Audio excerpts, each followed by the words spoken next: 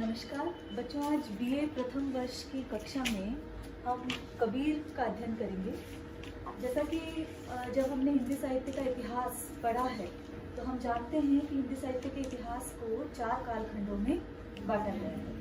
ये पता है, आदिकाल, भक्तिकाल, रीतिकाल और आधुनिक काल। आदिकाल से संबंधित एक रचना हम पढ़ चुके हैं जो आपके पाठ्यक्रम में भी है। कौन सी है? पढ़ चुके हैं, ढोला वरुण दोहा, जिसका अध्ययन हमने कल किया है। आदिकाल की लौकिक काव्य धारा का काव्य है। इस तरह से आप अगर दिमाग से विलोकित कर दोगे चीजों को तो फिर कुछ भी नहीं होने वाला, उसको दोहराओ जरूरी है। आज हम जिसका अध्ययन करेंगे, हम कबीर का अध्ययन कर रहे हैं। हम बार बार सुनते हैं, जब जितने भी हम अगर लेख पढ़ते हैं कि कबीर प्रासंगिक है, कबीर समकालीन है। वो समकालीन क्यों है? कबीर ने ऐसा क्या किया कि वो आज भी प्रासंगिक है? कबीर के साखी, पद, रमैनी, उलटबाजियाँ क्यों इतनी लोक प्रचलित हुई? क्यों इतनी श्रुत परंपरा से आज भी वो लोगों के कंठ में निवास करती है? क्या है उनमें? जब हम कबीर को देखते हैं तो कबीर भक्ति काल की 4 शाखाएं हैं। कौन कौन सी हैं? पहले 2 शाखाओं में बांटिए आप उन्हें, सगुण और निर्गुण। सगुण में जब आप पढ़ेंगे तो वहां पर कृष्ण मार्ग की काव्य धारा पढ़ेंगे और राम मार्ग की काव्य धारा। लेकिन जब आप निर्गुण पढ़ते हैं तो निर्गुण में 2 काव्य धाराएं हैं जिन्हें हमने अलग अलग तरह से नाम दिए हैं। चाहे आप उसे ज्ञानाश्रयी शाखा कह लीजिए और दूसरी उसे प्रेम मार्गी शाखा कह लीजिए।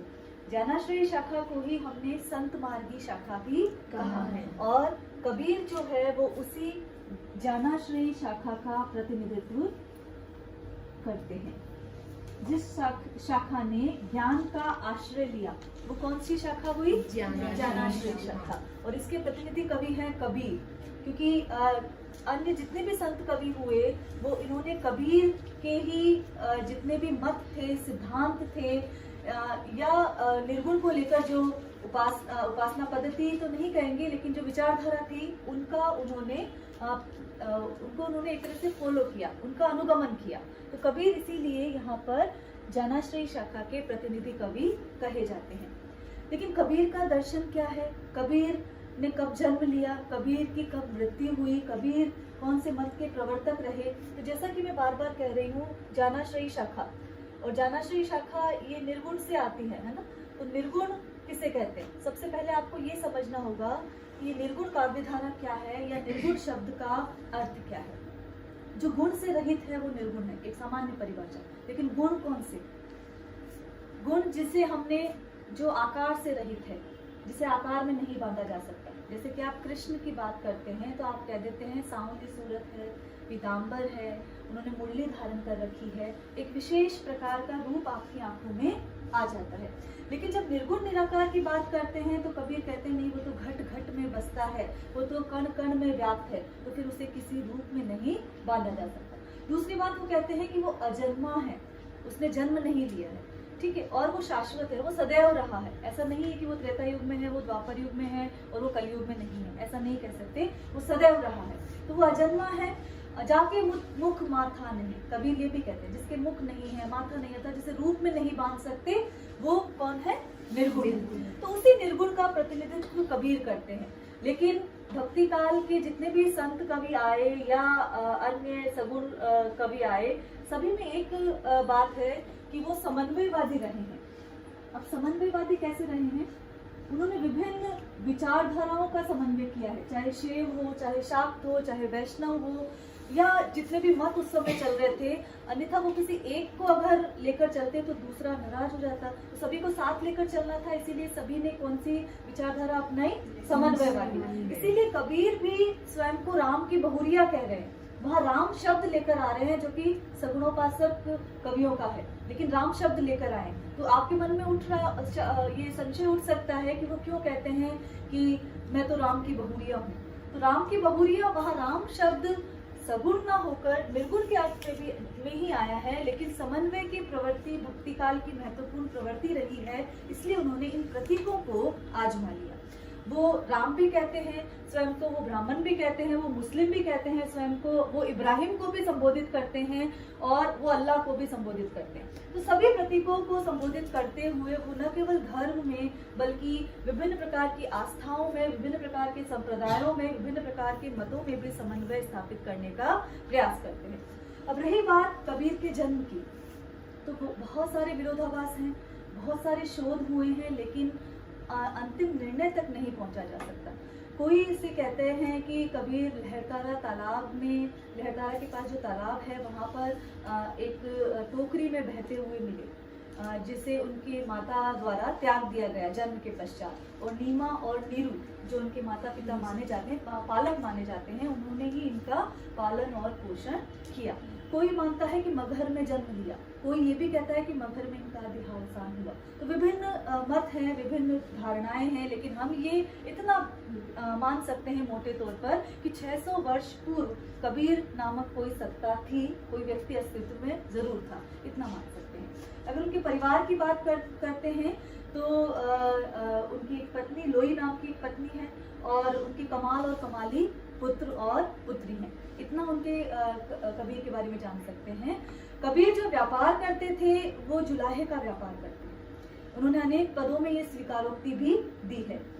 दूसरी बात जो कि सभी संत कवियों की एक चिन्हित करने वाली बात मानी जा सकती है कि वो अपढ़ रहे हैं, अनपढ़ रहे हैं। उन्होंने बहुत अधिक कुछ भी पढ़ा लिखा नहीं, वो लिखना भी नहीं जानते थे। कबीर स्वयं ये कहते हैं कि मसी कागज छुयो नहीं, कि मैंने स्याही और कागज को छुआ नहीं है, कलम न गही हाथ, ना ही कलम को हाथ में पकड़ा है। तो ये जो भी कबीर के पद हम आज पढ़ते हैं वो श्रुति परंपरा से आए हैं, और एक संकलन भी है जो उनके शिष्य धर्मदास ने, उन्होंने जो कहा उसका एक संकलन तैयार कर दिया, जिसे कि किस नाम से जाना जाता है, बचपन से पढ़ते आ रहे हो, ये बीजक, बीजक के नाम से, है ना। ये प्रश्न आपकी प्रतियोगी परीक्षाओं में भी पूछा जा सकता है, और कबीर को जब पढ़ना है तो ये इतनी सामान्य जानकारी तो आपको रहनी ही चाहिए। कबीर के पद हम पढ़े उससे पहले कुछ बातें और जान लें कबीर के बारे में, कि कबीर देखिए जो इनके काव्य में प्रमुख चिन्हित करने वाली जो चीज है वो है रहस्यवाद। अभी रहस्यवाद क्या है? जब आप रहस्यवाद शब्द की बात करते हैं तो आप कहते हैं कि तो आधुनिक काल की कोई बात लगती है, लेकिन रहस्यवाद शुरू हो गया सिद्ध और नाथ परंपरा से ही। और सिद्ध और नाथ परंपरा कौन से कालखंड की है? आदिकाल की। आदिकाल की 5 धाराएं कल पढ़ी है हमने, सिद्ध, नाथ, जैन, रासो और लौकिक, ये 5 पढ़ी है। तो वहां जो सिद्ध और नाथ हुए, सिद्ध कौन हुए? 84 सिद्ध हुए जिन्होंने तंत्र साधना से साधना का मार्ग अपनाया, वो सिद्ध हुए। 9 नाथ जिन्होंने हठ योग को प्रधानता दी। हठ क्या है? हठ, ईड़ा पिंगला नाड़ियों का संबोधन है, जिनके माध्यम से जो अपान वायु है और प्राण वायु है उसका निरोध करके सुषुम्ना नाड़ी को जागृत किया जाता है। देखिए साधना पद्धति है। तो सिद्ध और नाथ की जो साधना पद्धति है वो हम कबीर के काव्य में देखते हैं, और वो रहस्यवाद है। वो किसी रहस्य का, ऐसे वाद का स्मरण करना या ऐसे वाद को योग साधना से जागृत करना, वो रहस्यवाद है। रहस्यवाद भी 2 तरह का है, भावनात्मक रहस्यवाद और साधनात्मक रहस्यवाद। जब हम भावनात्मक रहस्यवाद की बात करते हैं तो हमें सूफी साहित्य की शरण में जाना पड़ेगा, और सूफी साहित्य में ऐसा है कि उस ईश्वर की उपासना प्रेमी या प्रेमिका के रूप में की जाती है। ठीक है, ईश्वर को या तो प्रेमी माना जाता है या प्रेमिका माना जाता है। तो जब कबीर कह रहे हैं दुल्हन गावहु मंगलाचार, हमरे घर आयहु राजा राम भरतार, तो वो राम को क्या कह रहे हैं? प्रेमी कह रहे हैं, पति कह रहे हैं वहां। तो ये यहाँ पर कौन सा रहस्यवाद आ गया? भावनात्मक रहस्यवाद। तो जब भावों के व्यापार से उस परम सत्ता का स्मरण किया जाए तो क्या आएगा? भावनात्मक रहस्यवाद। आपको ऐसे पद, कबीर के ऐसे कौन से पद हैं वो चिन्हित करने होंगे, कहाँ पर भावनात्मक रहस्यवाद है और कहाँ पर साधनात्मक। साधनात्मक रहस्यवाद कहाँ होता है? जहाँ पर साधना की शब्दावलियां आ जाए। अब साधना क्या है? जैसे कि मैंने बताया, नाथ संप्रदाय से उधार ली है कबीर ने ये सारी चीजें। हम सब हमारी विरासत से ही चीजें उधार लेते, नया कुछ नहीं जन्मते। जो भी लिख रहे हैं, जो भी पढ़ रहे हैं, सब कुछ लिखा जा चुका है। तो इसीलिए कबीर जब बात करते हैं ईड़ा पिंगला नाड़ियों की, तो वो नाथ संप्रदाय से लेकर आते हैं। नाथ संप्रदाय के हठ योग से लेकर आते हैं। तो हठ योग जैसा कि मैंने बताया ईड़ा और पिंगला नाड़ियों के प्रतीक रूप है। तो जहां पर भी ईड़ा, पिंगला, सुषुम्न नाड़ी का जिक्र आ जाए, जहां पर 8 कमल दल चरखा डोले, तो 8 चक्रों का शरीर का जहां पर जिक्र आ जाए, और ऐसी शब्दावली जहां पर आ जाए, अनहद नाद का जहां पर जिक्र आ जाए, या फिर किसी भी प्रकार की साधना का जिक्र आ जाए, वहां पर साधनात्मक रहस्यवाद माना जाएगा। तो ऐसे पद आपको चिन्हित करने हैं, कौन सा भावनात्मक रहस्यवाद का पद है और कौन सा साधनात्मक रहस्यवाद का। अब करने में सक्षम होगी। भावनात्मक रहस्यवाद में जहां पर ईश्वर की उपासना प्रेमी के रूप में की जाए, पति के रूप में की जाए, जैसे मीरा भी करती है। मीरा कृष्ण को कांत कहती है, अपना पति कहती है, तो वो कौन सा है, भावनात्मक रहस्यवाद। ये आप सिद्ध से होते हुए, कबीर से होते हुए, जायसी तक पहुंचते हुए, मीरा तक होते हुए, आधुनिक काल में महादेवी वर्मा तक देखते।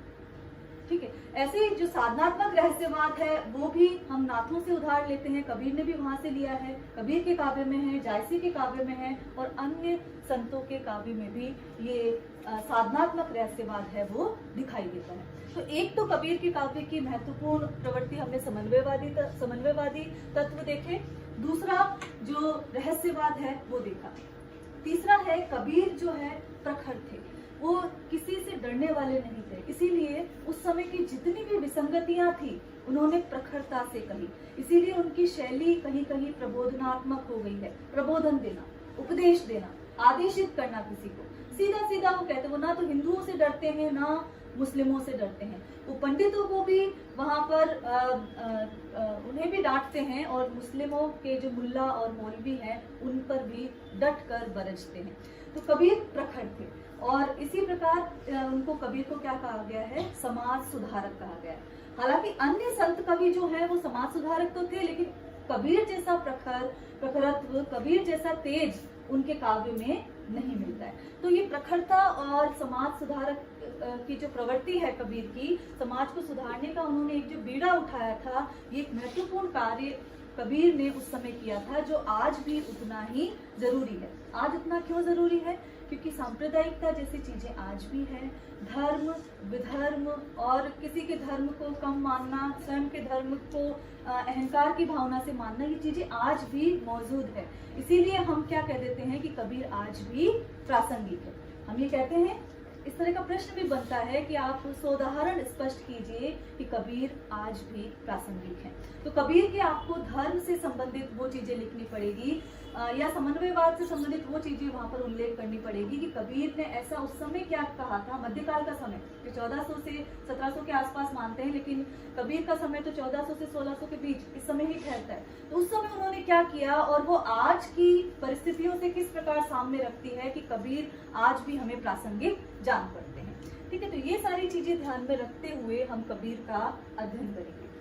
एक और बात, ये भाव पक्ष की चीजें तो मैंने आपको बता दी, लेकिन कबीर का कला पक्ष में क्या क्या चीजें आती हैं, भाषा, छंद, रस, ये उन्होंने कौन कौन से किस किस प्रकार का प्रयोग किया है। तो देखिए, एक बात हमेशा ध्यान रखिए, जब भी आप भक्तिकाल पढ़ेंगे और जहाँ भी आप अध्यात्म पढ़ रहे हैं, तो वहां पर शांत रस की व्यंजना होती है।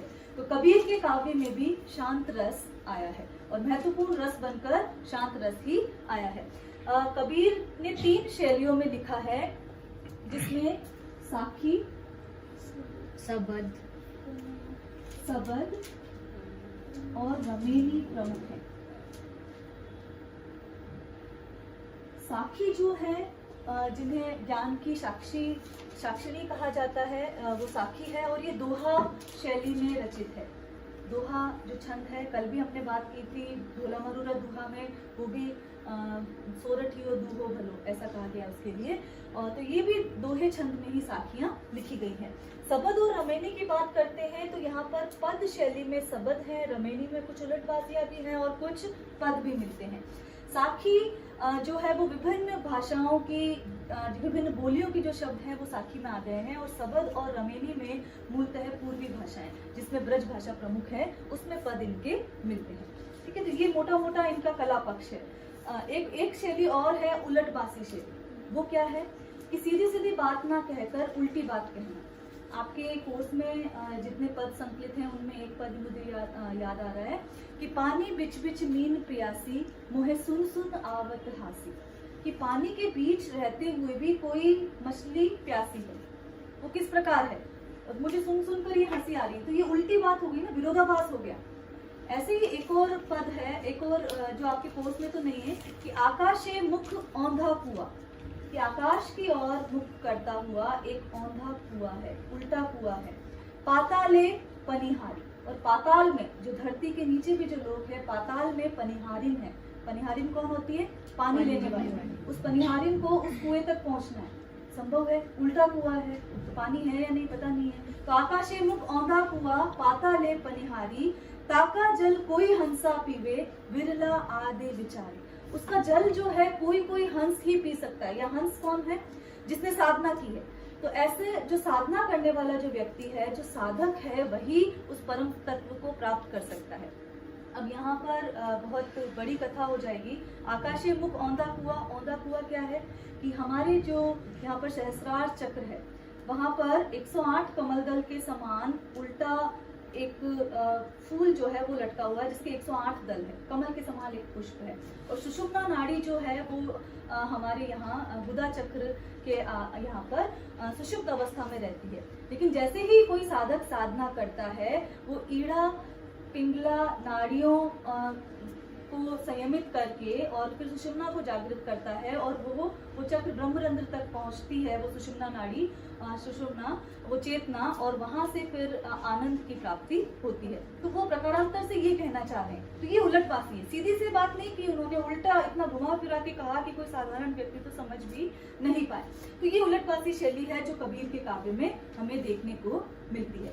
तो कोई भी आप कवि पढ़ें, कोई भी साहित्यकार पढ़ें, सबसे पहले उसके भाव पक्ष और कला पक्ष, तत्कालीन परिस्थितियों और उनसे परिचित होना जरूरी है कि उन्होंने आखिर ऐसा काव्य क्यों लिखा। तो 1400 से जो 1700 का समय जो मध्यकाल कहा जाता है, विविध आक्रमणों का काल है। मुगल सत्ता इस समय स्थापित हो रही थी, तो हमारे समाज को एक तरह से ऐसी व्यवस्था करनी थी कि वो बंद समाज हो गया। लेकिन वो बंद समाज जब हो गया तो वहां पर अंधविश्वास बढ़ गए, धर्माडंबर बढ़ गए, स्त्री की दशा जो और हे हो गई। तो ऐसे में कुछ समाज सुधारक भी आए जो इन चीजों का, इन सारे मूल्यों का जिन्होंने प्रतिकार किया, जो नकारात्मक मूल्य थे जिसका उन्होंने प्रतिकार किया, और कबीर भी उनमें से एक थे। और कबीर इसीलिए समाज सुधारक की छवि के रूप में हमारे समक्ष आते हैं। आज जो हम पढ़ेंगे आपके जो कबीर के पद कोर्स में लगे हुए हैं, जिसमें पहला जो भाग है वो साखी का है।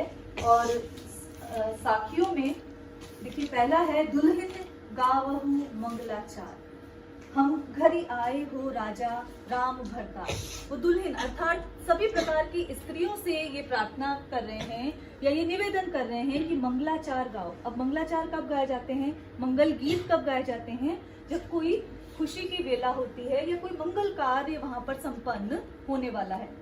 तो कबीर भी यही कहते हैं कि हम घर ही आए हो राजा राम भरतार, कि हमारे घर जो राजा राम है, जो पति है मेरे, वो मुझसे मिलने आए हैं। तन रत करी मैं मन रत करी हूँ, कि लोग तो तन से प्रेम करते हैं, लेकिन मैंने उस परमात्मा से, उस प्रिय से, मन से प्रेम किया है। पंच तत्व बराती, और मेरे इस विवाह में ये जो शरीर जो है उसके जो 5 तत्व हैं वो बाराती की भूमिका में है। अब 5 तत्व कौन कौन से हैं? पृथ्वी, जल, वायु, आकाश और अग्नि। ये 5 तत्व जो हैं वो बाराती की भूमिका में इस विवाह में है। जब मैं प्रेम कर रही हूँ तो 5 तत्व, और जो विवाह होने वाला है मेरा मेरे पति से, मेरे प्रेमी से, उसमें ये जो 5 तत्व जो है वो बाराती की भूमिका में यहाँ पर हैं। रामदेव मोरे पाहुने आए, मैं जोबन मैं माती। ये रामदेव जो हैं अर्थात ईश्वर स्वयं चलकर साक्षात्कार करने आ गए हैं। तो मैं जो नव यौवना हूँ, मैं मदमस्त हो गई हूँ, मैं अपने यौवन में ही नहीं समा पा रही हूँ, अर्थात मैं बहुत अधिक प्रफुल्लित हो गई हूँ। शरीर सरोवर वेदी करी हूँ, ये शरीर जो है इसके निकट, ये शरीर रूपी जो तालाब है, इस पर मैंने यज्ञ की वेदी का निर्माण कर लिया है। अब जब विवाह का हो रहा है आयोजन, तो वहां पर बाराती जब आ गए हैं तो वहाँ वेदी भी होगी। तो वेदी किसे बनाया गया है? शरीर को। तो शरीर रूपी सरोवर के पास मैंने एक वेदी का निर्माण किया है। ब्रह्मा वेद उच्चार, और इस विवाह में स्वयं ब्रह्मा जो है वेदों को उच्चरित करने आए हैं। विवाह में कोई ना कोई पंडित जो है मंत्रों का उच्चारण वहां पर करता है। तो यहाँ ये विवाह ऐसा अनूठा है कि स्वयं ब्रह्मा जो है वेदों का उच्चारण करने यहाँ पर आए हैं। रामदेव संग भावरी लेहूं, धन धन भाग हमारे। तो कबीर की जो जीवात्मा है वो कह रही है कि मैं रामदेव के साथ, उस ईश्वर के साथ भावरी ले रही हूँ, मतलब फेरे ले रही हूँ, धन धन भाग हमारे। तो निसंदेह ये मेरा धन्य भाग है कि मुझे ऐसा अवसर मिल रहा है कि राम मुझे इस जन्म में ही यहाँ प्राप्त हो गए हैं। सूर 33 कौतिक आए, 33 करोड़ जो देवता हैं उस विवाह के साक्षी हैं, इस विवाह में भाग लेने आए हैं। मुनिवर सहस 88, सहस मतलब 1000, और 88,000 जो मुनिजन माने गए हैं वो भी इस विवाह में भाग लेने के लिए आए हैं। कहे कबीर हम ब्याही चले हैं, पुरुष एक अविनाशी। अविनाशी जिसका विनाश नहीं हो सकता, जो नष्ट नहीं हो सकता। कबीर कह रहे हैं कि मैं ऐसे पुरुष के साथ मेरा विवाह हो गया है जो कि सदैव शाश्वत है, जो कि सदैव इस धरा पर रहने वाला है, जो सदैव सृष्टि की कण कण पर रहने वाला है। तो कबीर जब यहाँ ये ध्यान दीजिएगा कि कबीर ब्याहने की बात कह रहे हैं। कबीर एक पुरुष है लेकिन उनकी जो जीवात्मा है वो स्त्रीण है, वो स्त्री प्रवृत्ति की है, वो स्त्री उसे कहकर संबोधित किया है। तो इसीलिए जब स्त्री का संबंध पुरुष रूपी अविनाशी ईश्वर से बताया गया है तो वहां पर कौन सा रहस्यवाद है? भावनात्मक रहस्यवाद। तो ये जो पूरा पद है भावनात्मक रहस्यवाद का उदाहरण है। और अगर आप अलंकारों की बात करें, जिसे मैं यहाँ संक्षिप्त में बताऊंगी, यहाँ व्यतिरेक भी आया है, सांगरूपक भी आया है। अभी किस तरह सांगरूपक तब आता है जब एक रूपकों की एक श्रृंखला बना दी जाती है कथात्मकता के रूप में। इसको जब हम विस्तृत अध्ययन, जब अलंकारों का पोषण करेंगे तब वहां पर ही करेंगे। ये पहला पद था जिसमें भावनात्मक रहस्यवाद का वैशिष्ट्य यहाँ पर कबीर की काव्य में दिख रहा है। दूसरा जो इनका पद है, बहुत दिनन थे प्रीतम आए, भाग बढ़े घर ही बैठे आए, कि बहुत दिन हुए, अर्थात मुझे साधना करते करते बहुत समय बीत गया लेकिन प्रीतम मुझसे मिलने आ गए। बहुत दिनन थे प्रीतम आए, ऐसा नहीं है कि मुझे आसानी से मिल गए, लेकिन बहुत दिन मैंने साधना की तो प्रीतम आए। लेकिन भाग बड़े घर ही बैठे आए, कि इस जन्म में ही, इस संसार में ही मुझे वो ईश्वर जो है, वो परम सत्ता जो है, उससे साक्षात्कार करने का मौका मिल गया। मंगलाचार माही मत राखो, राम रसायन रसना चाहो। रसना का मतलब है जिह्वा, रसायन राम रूपी रसायन।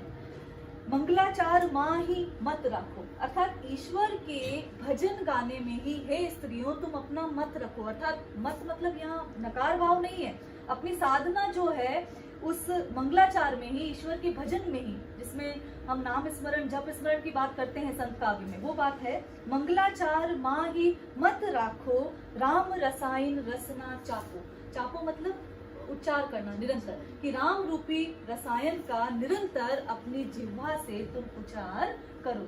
चापना का मतलब निरंतर जप करना, ठीक है। मंदर माही भयो उजियारो, ले सूतो अपना पीव पियारा। और जब इस तरह कोई आत्मा करती है, कोई साधक इस तरह करता है, राम नाम का जप करता है, साधना करता है, तो क्या होता है, उसके भीतर मन में जितने भी प्रकार का कालुष्य है वो समाप्त हो जाता है और उजियारा हो जाता है। तो यही उसी उजियारे की बात की जा रही है कि मेरा मन रूपी जो मंदिर है उसके भीतर क्या हो गया है, उजियाला हो गया है। ले सो तो अपना पीव पियारा, और उस आत्म तत्व को प्राप्त करके मैं गहरी निद्रा में सो गया हूँ। मैं रनी राती जे निधि पाई, मैं ऐसी रानी हूँ, ऐसी सफल रानी हूँ या ऐसी भाग्यवान नारी हूँ जिसने ये प्रेम रूपी तत्व प्राप्त कर लिया है। हम ही कहाँ यह तुम ही बढ़ाई, और अगर इसमें कोई कहता है कि ये मेरी बड़ाई है तो मेरी नहीं है, ये तो उस ईश्वर की ही बड़ाई है कि जिसने मेरा चयन कर लिया है और मुझे अपना साक्षात्कार करवा दिया है। कहे कबीर मैं कछु न कीना, सखी सुहाग राम मोहि दीना। कबीर कह रहे हैं कि मैंने कुछ नहीं किया है, मैं तो सिर्फ राम का स्मरण कर रहा हूँ। ये तो राम ही थे जिसने अपनी अनुकंपा मुझ पर कर दी, जिसने अपनी दृष्टि मुझ पर डाल दी और मुझे स्वयं का नाम सुहाग के रूप में दे दिया। तो यहाँ पर भगत और भगवान की क्या स्थिति है, भक्त और भगवान की क्या स्थिति है, उसका जिक्र है। यहाँ कबीर अपनी जीवात्मा के माध्यम से उस ईश्वर के साक्षात्कार की बात कर रहे हैं। स्पष्ट है। तीसरी जो साखी है, यहाँ पर उस अवस्था का जिक्र किया गया है या उदाहरण दिया गया है जब ज्ञान की प्राप्ति हो जाती है। जब ज्ञान प्राप्त हो जाता है तो तमाम प्रकार के जो आडंबर है, अहंकार है, उनसे मनुष्य दूर हट जाता है तो और निर्मल हो जाता है। तो वही बात है यहाँ पर, विभिन्न प्रकार के रूपक है यहाँ पर, उनको समझने की चेष्टा कीजिएगा।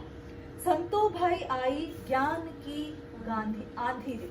तो यहाँ पर संतों को संबंधित करते हुए कह रहे, तो संत मतलब ऐसा नहीं है कि जिसने गैरिक वस्त्र धारण किए हुए हैं वो संत है। संत जो भी हृदय से जो सात्विक है, निर्मल है, वो संत है। तो उनको संबोधित करते हुए कह रहे हैं, संतो भाई आई ज्ञान री आंधी रे, कि ज्ञान की आंधी जो है वो आ गई है। भ्रम की टाटी सभे उड़ानी माया रहे न बांधी। और जब ज्ञान की आंधी जब आ जाती है तो भ्रम की जो छत है, भ्रम की जो छत बनी हुई है या भ्रम का जो आवरण बना हुआ है वो उड़ जाता है और फिर माया और मोह में जो मन है वो बंधा हुआ नहीं रह सकता। हित चित्त की द्वे थूनी गिरानी। हित चित्त, हित और चित्त जिसमें हमारा मन लगा रहता है, मोह जितने प्रकार के हैं, हित चित्त रूपी दो जो थंबे थे वो भी गिर गए हैं। तो किस प्रकार अज्ञान का नाश हो जाता है वो यहाँ पर बात कह रहे हैं कि हित चित्त रूपी जो दो मन यहाँ पर हो गए थे कि मैं ये करूं या वो करूं, ऐसी जब द्विधा ग्रस्त मन की बात है कि हित चित्त रूपी जो दो थंबे थे वो गिर गए हैं और मोह रूपी जो बलिंडा था, मोह रूपी बलिंडा किसे कहते हैं, जिसपे बलिंडा, जिसपे हाँ हाँ, वो जो झूला है जिस पर कोई परेवा जिस पर अपना घर बनाता है, तो वो मोह रूपी जो बलिंदा है, वो झूला जो है वो टूट गया है। लेकिन मोह कैसी, जो दुर्बुद्धि थी, कुबुद्धि जो थी, वो झूला जो है वो टूटकर गिर गया है। तृष्णा छाने परी घर ऊपर। अब जो तृष्णा है, तृष्णा रूपी जो छप्पर जो घर पर पड़ा था, वो जो घर मैंने बना रखा था अहंकार रूपी, उस पर तृष्णा रूपी जो छप्पर पड़ी थी वो भी टूटकर गिर गई है। कुबुद्धि का भांडा फूटा, और दुबुद्धि रूपी जो भांडा वहां पर पड़ा था, बर्तन जितने भी पड़े थे वो भी टूटकर गिर गए हैं। जोग जुगति करी संतो बांधी निर्चु चुवे ना पानी।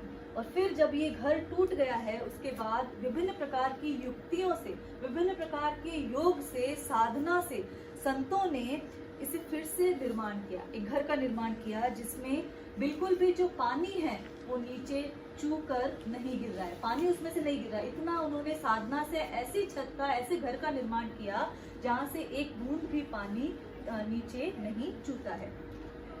आंधी पीछे जो जल बूठा प्रेम हरि जन भीना।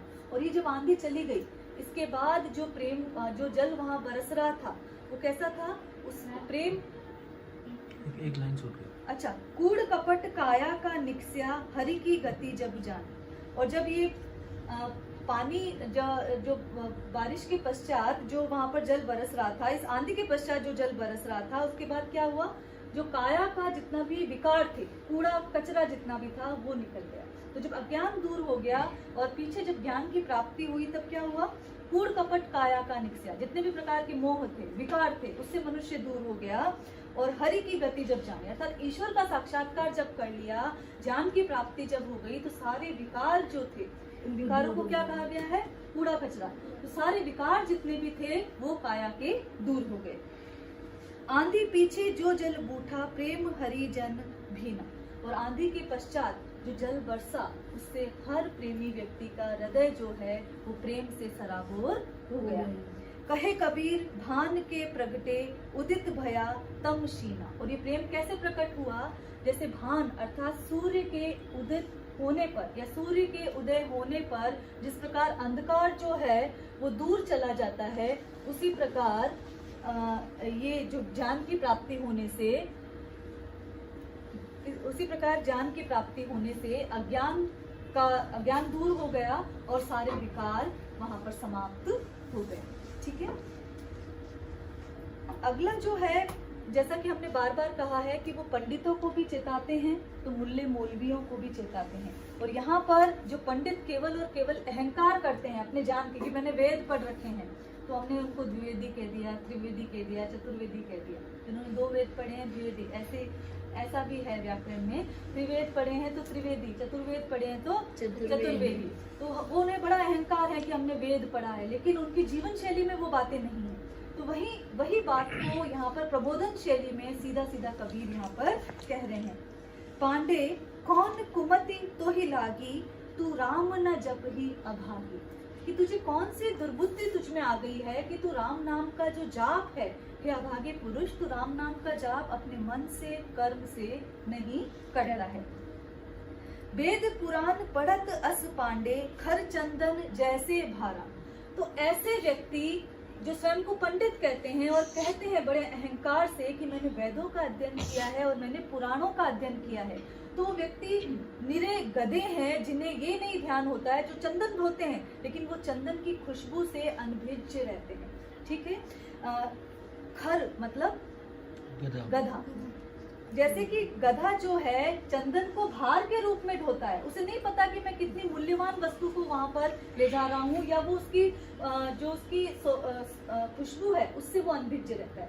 तो ऐसे पंडित जो वेदों का ज्ञान का अहंकार करते हैं, दंभ भरते हैं, वो केवल और केवल गधे के समान है, उस पशु के समान है जिन्हें मूल्यवान वस्तु का पता नहीं होता।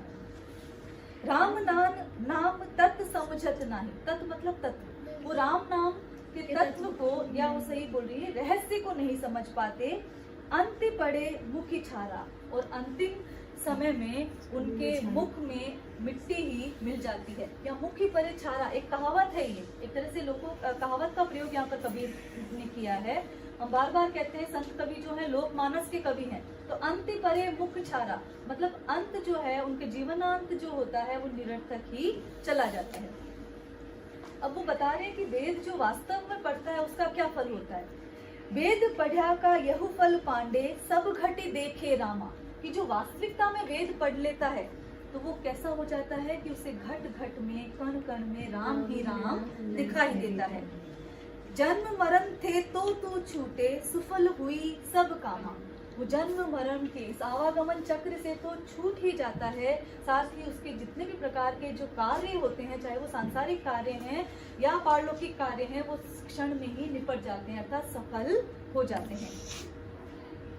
जीव बधत अरु धर्म कहत हो, अधर्म कहाँ है भाई। कि जीव का तो तुम वध करते हो।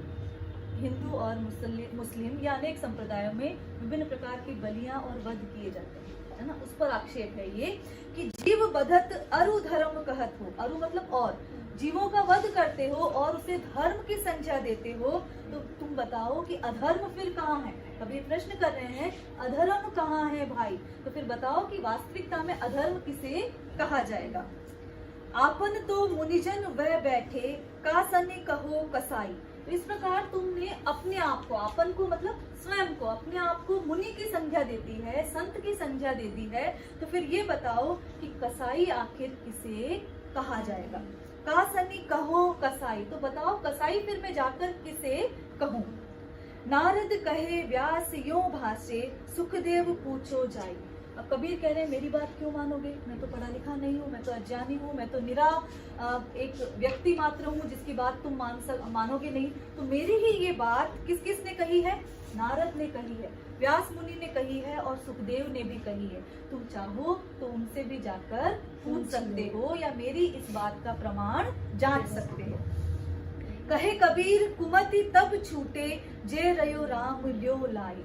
कबीर कह रहे हैं कि कुबुद्धि तभी छूट सकती है या विषय वासनाओं से मुक्त तभी हो सकता है कोई भी जीव, जब उसकी लगन जो है राम में लग जाती है, या उसका साक्षात्कार ईश्वर से हो जाता है, या एक लौ उसकी ईश्वर में लगातार लग जाती है। ठीक है। तो यहाँ पर देखिए जो परस्पर विद्वेष की भावना है, जो सांप्रदायिक भावना है और जो अहंकार भावना है, जो भी पंडित या तथाकथित धर्म के ठेकेदार कहे गए हैं, उन पर सीधा सीधा व्यंग्य यहाँ पर कबीर कस रहे हैं। इसीलिए इस पद के माध्यम से कहा जा सकता है कि कबीर आज भी प्रासंगिक हैं।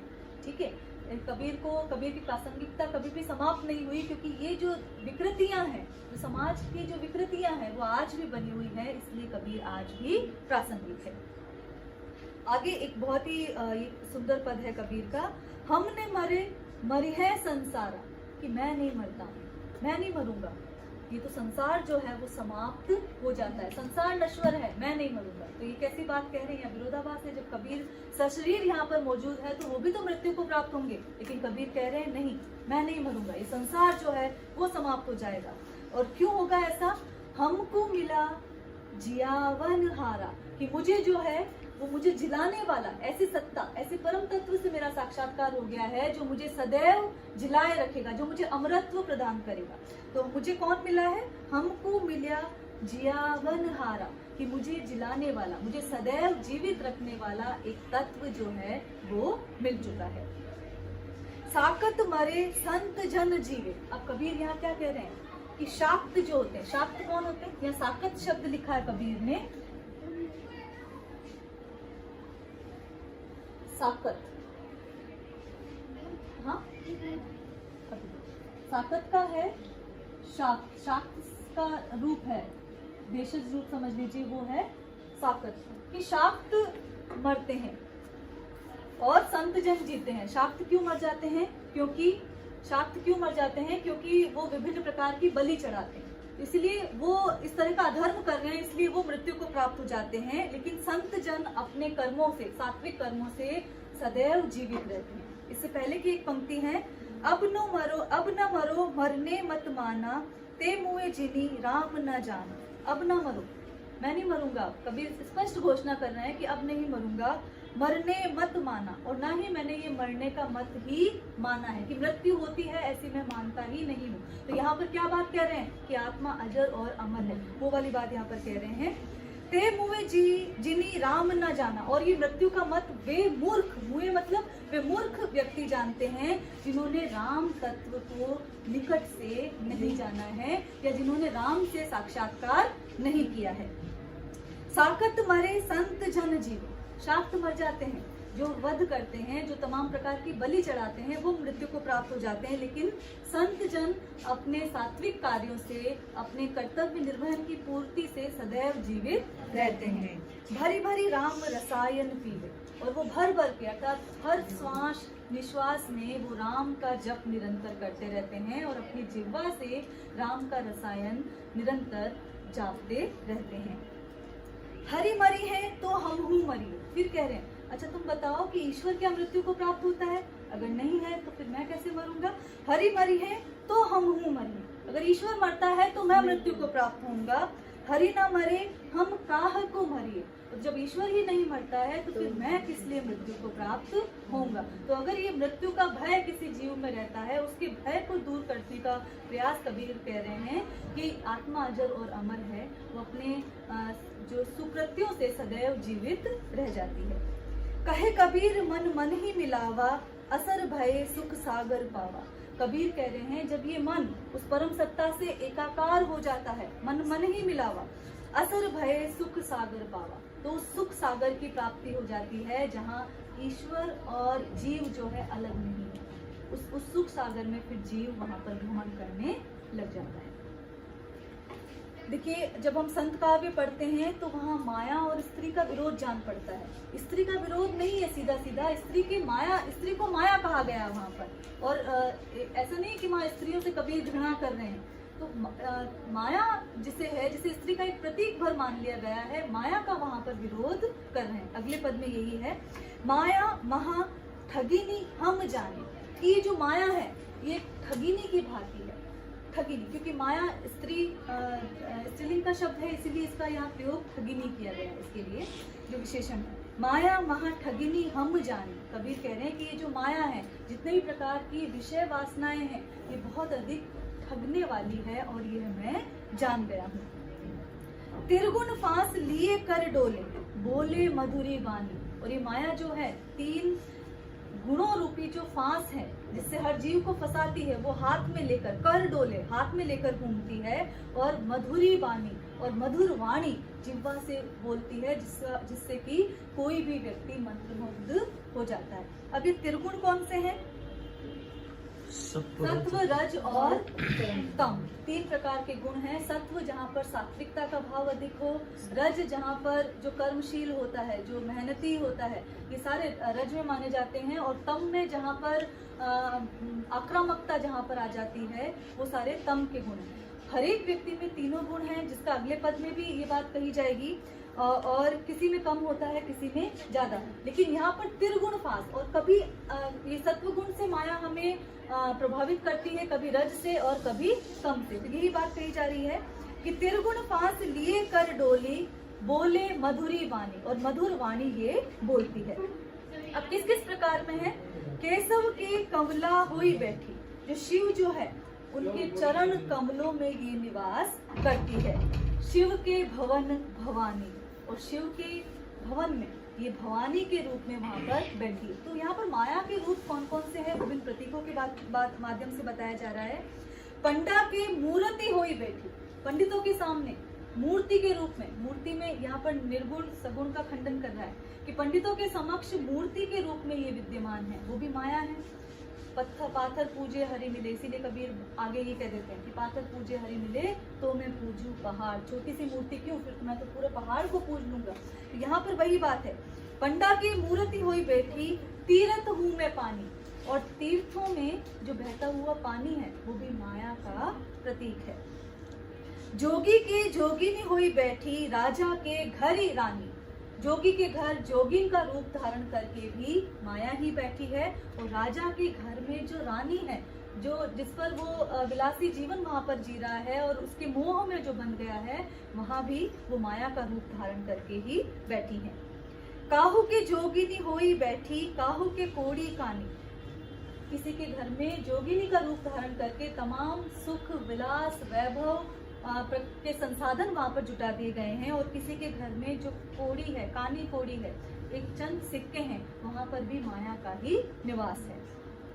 भगता के भगतिनी होई बैठी, तुर्का के तुर्कानी, मुगल शासन है वहां पर, इसलिए उन्होंने कि तुर्कों के घर में जो तुर्कानियां बैठी है वो भी माया का रूप है, और भक्तों के घर में जो भक्ति के रूप में बैठी है वो भी माया का रूप है। तो ये जितनी भी चीजें नजर आ रही है सभी माया है, कबीर ये कहना चाह रहे हैं। दास कबीर साहब का बंदा, जाके हाथ बिखाए। कबीर कह रहे हैं मैं इस माया के हाथों नहीं बिका हूँ, मैं तो उस साहब का बंदा हूँ। देखिए साहब फिर जो संबोधित किया गया है वो ये मुस्लिम संप्रदाय में किया जाता है, लेकिन यह कबीर समन्वयात्मकता है कबीर की। तो दास कबीर साहब का बंदा, विनय का पद है ये एक तरह से। दास कबीर स्वयं को दास बता रहे हैं, और मैं उस साहब का, उस परम तत्व का बंदा हूँ, जाके हाथ बिकाने, जिसके हाथों में स्वयं को बेच चुका हूँ, अर्थात जिसको मैं अपना सर्वस्व अर्पित कर चुका हूँ। अगला जो पद है झीनी झीनी बीनी चतुर्या, बहुत ही सुंदर पद है और अनेक मौकों पर ही गाया भी जाता है। लेकिन इसके पहले की एक कथा है। जैसे कि मैंने आपको बताया कि कबीर क्या थे, जुलाहे थे, तो किसका वस्त्रों का व्यापार किया करते थे। तो कबीर ऐसे ही वाराणसी में थे, जिसे काशी का जुलाहा कहा गया है, तो वहां पर थे और वहां पर अपनी चादर, जो उन्होंने चादरों का निर्माण किया है, वो वहां पर बेच रहे थे। अब कबीर का एक नियम था कि वो जो चादर बेचते थे और जो भी खरीदार उसका जो मूल्य दे देता था, वो गिनते नहीं थे कि कितने उन्हें पैसे मिले हैं, वो लेकर रख लेते थे। तो ऐसे ही जब वो घाट पर वहां बैठे हैं, चादर बेच रहे हैं, चादर बेच दी एक खरीदार को, और वो खरीदार जैसे ही लौटने लगता है, कबीर उसका हाथ पकड़ लेते हैं। तो वो खरीदार कहता है कि भाई आपने मेरा हाथ क्यों पकड़ा, मैंने तो आपको पैसे दे दिए हैं। तो बोले कि नहीं, ये जो चादर मैं तुझे दे रहा हूँ, इस चादर का अच्छे से इस्तेमाल करना। क्यों? क्योंकि मैंने इसके एक एक रेशे में राम नाम बुना है। तो ये तो लौकिक कथा हुई। दूसरी बात, यहाँ पर जो ये शरीर रूपी जो चादर है वो कैसे बुनी गई है, उसकी बात यहाँ पर कबीर कह रहे हैं। झीनी झीनी बीनी चदरिया, बीनी बुनी गई है, चदरिया ये जो शरीर रूपी चादर है, झीनी झीनी बहुत ही पारदर्शी है, इतनी नाजुक है कि इसे बहुत ही अतिरिक्त सजगता के साथ बुना गया है। तो झीनी झीनी बीनी चदरिया, जितना जो कोमल वस्त्र है, जितना पारदर्शी वस्त्र है, उसकी बुनावट में उतना ही अधिक समय लगता है। मोटा कपड़ा बुनना आसान है, ठीक है, जूट बुनना आसान है, लेकिन आज रेशम बुनना मुश्किल है। तो झीनी झीनी बीनी चदरिया, ये जो शरीर रूपी जो पारदर्शी चादर है, जो महीन चादर है, ये चादर मैंने बहुत अतिरिक्त सजगता से बुनी है। काहे के ताना काहे के भरनी, कौन तार से बीनी चदरिया। इस चादर में किस चीज का ताना प्रयोग में लिया गया है, किस औजार से ये बुनी गई है और इसको बुनने में कौन से तार का निर्माण प्रयोग किया गया है। तो अगर चरखे पे देखें तो वहाँ ताना भी है, भरनी भी है और तार भी है। तो आखिर कौन से ताना का इस्तेमाल किया गया है, कौन सा औजार, कौन सा उपकरण और कौन से तार का इसमें प्रयोग किया गया है। फिर आगे स्वयं ही कबीर उत्तर भी दे रहे हैं, इंगला पिंगला ताना भर। ईड़ा और पिंगला नाम की क्या है, दो नाड़ियां हैं।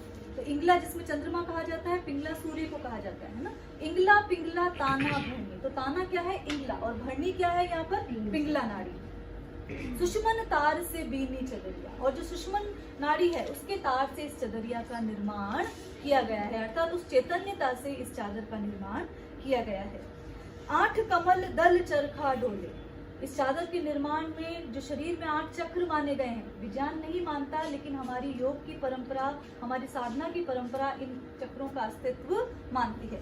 8 कमल दल चरखा डोले, 5 तत्व गुण तीनी चदरिया। तो 8 कमल दल चरखा डोल रहा है निरंतर, जो इस चादर का निर्माण कर रहा है। इस चादर के निर्माण में 5 तत्व प्रयुक्त हुए हैं, जो आपने बताए हैं, व्योम, धरती, वायु और अग्नि और जल। ये 5 तत्व हैं और गुण 3, सत्व, रज और तम, इन तीनों गुणों से इस चादर का निर्माण किया गया है। साई को सियत मास 10 लागे, 10 महीने लगे हैं। किसी जीव के आगमन की जो प्रक्रिया होती है,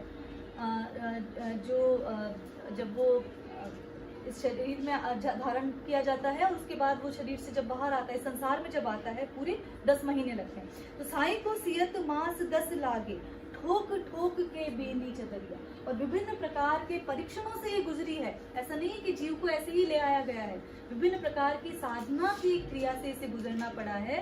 तो जो ईश्वर है, उन्होंने भी बहुत ठोक बजाकर किसी जीव का पदार्पण संसार में किया है। सो चादर सुरनर मुनि ओढ़ी, ओढ़ के मेली कीनी चदरिया। उसी चादर को सुर नर मुनि अर्थात देवताओं ने भी ओढ़ा, मनुष्य ने भी ओढ़ा और मुनिजन ने भी ओढ़ा। ओढ़ के मेली कीनी चदरिया, और उस चादर को ओढ़ कर क्या कर दिया, मेली कर दिया। क्यों, विभिन्न प्रकार के विकार लेकर वो आ गए, विभिन्न प्रकार के वासनाओं के मोह में वो बंध गए और अपना जो वास्तविक कर्म था उसे वो भूल गए। तो ओढ़ के मेली कीनी चदरिया। दास कबीर यतन से ओढ़िन, ज्यों का त्यों धर दीनी चदरिया। कबीर कह रहे हैं कि मैंने बड़े यत्न पूर्वक इस चादर को ओढ़ा और जैसे मैंने इसे लिया था वैसा का वैसा ही इसे रख दिया।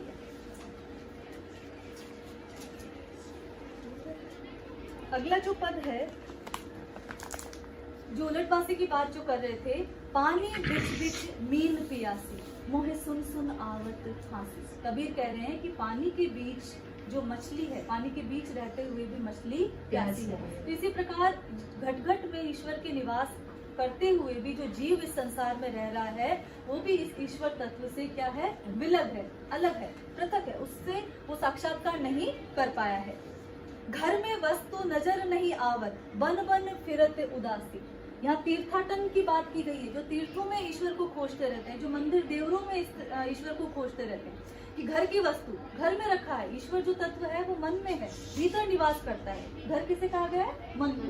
तो घर में वस्तु नजर नहीं आवत, बन बन फिरत उदासी। कोई वनवास लेकर घूमता है, कोई वैराग्य लेकर घूमता है, कोई तीर्थाटन करता है। तो इस प्रकार वन वन वो उदास होकर उस ईश्वर से साक्षात्कार करने के लिए घूमता रहता है, बल्कि वो ईश्वर तो उसी के भीतर निवास करता है। आत्म ज्ञान बिना जग झूठा, क्या मथुरा क्या काशी। जब तक आत्मज्ञान नहीं होता, स्वयं से साक्षात्कार नहीं होता, काशी घूम लीजिए, मथुरा घूम लीजिए, वृंदावन चले जाइए, वहाँ ईश्वर नहीं मिलने वाला। तो कबीर ईश्वर घट में स्वयं में निवास करता है, ये बात बार बार कह रहे हैं। अब ये जो नाम स्मरण की जो बात संत साहित्य में आई है, वो यहाँ पर दिखाई दे रही है अगले पद में। मन रे राम सुमेरी, राम सुमेरी, राम सुमेरी भाई रे। कि हे मन, तू राम का स्मरण कर। राम नाम सुमिरन बिने बूढ़त है अधिकारी। कि राम नाम का सुमिरन किए बिना, बूढ़त मतलब क्या होता है, डूब जाता है। कि राम नाम का स्मरण किए बिना तू और अधिक डूब जाता है। बूढ़ना मतलब डूबना। दारा सुत गृह नेह संपत्ति अधिकाई। क्या क्या? दारा मतलब पत्नी, सुत मतलब पुत्र, गृह मतलब घर, नेह मतलब प्रेम। ये चारों चीजें किसी काम की नहीं है, जब भी मौका आता है ये छोड़कर जा सकते हैं। संपत्ति अधिकाई, संपत्ति जो है उसका भी आवागमन चलता रहता है। कभी बहुत अधिक संपत्ति हो सकती है, कभी एक कौड़ी आपके हाथ में रह सकती है। यहाँ में कछु नाही तेरो काल अवधि आई। कबीर यहाँ पर कह रहे हैं जैसे ही समय पूरा हो जाता है जिसकी योग का, तो जैसे ही काल अवधि जब आ जाती है तेरे साथ कोई भी नहीं रहता। यहाँ में कुछ नहीं तेरा, इनमें किनमें जिन ऊपर 4-5 चीजों की बात की जा रही है, दारा सुत गृह ने और संपत्ति, ठीक है। तो यहाँ में कुछ नाही तेरो काल अवधि आई। अजामल गज गनिका पतित करम की। बहुत सारी अंतर कथाएं हैं। अजामिल हाथी की बात की जा रही है, अजामिल नामिक हाथी जिसने जो क्रूर था। गनिका जो स्त्री की बात की जा रही है, जो कर्म जो त्याज्य कर्म किया करती थी।